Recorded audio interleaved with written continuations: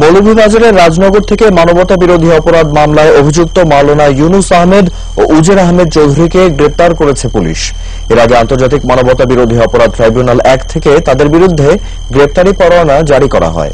মঙ্গলবার সন্ধ্যায় রাজনগর উপজেলার মুন্সিবাজার ইউনিয়নের সোনাটিকি গ্রামের মাওলানা ইউনুস আহমেদ এবং একই ইউনিয়নের গয়াসপুর গ্রামের উজায়র আহমেদ চৌধুরীকে গ্রেপ্তার করা হয়। তাদের বিরুদ্ধে মুক্তিযুদ্ধের সময় মানবতা বিরোধী অপরাধের বিভিন্ন অভিযোগ রয়েছে।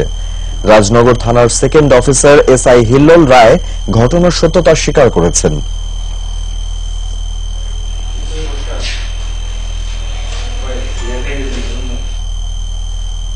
এ পর্যায়ে নিচ্ছে বাজিদ স্টিল বিরতি, এরপর আরো থাকছে।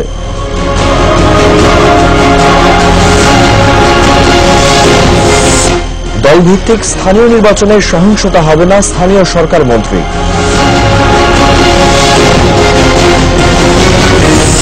এবং টাঙ্গাইলে কাদের সিদ্দিকী দম্পতির মনোনয়ন বাতিল।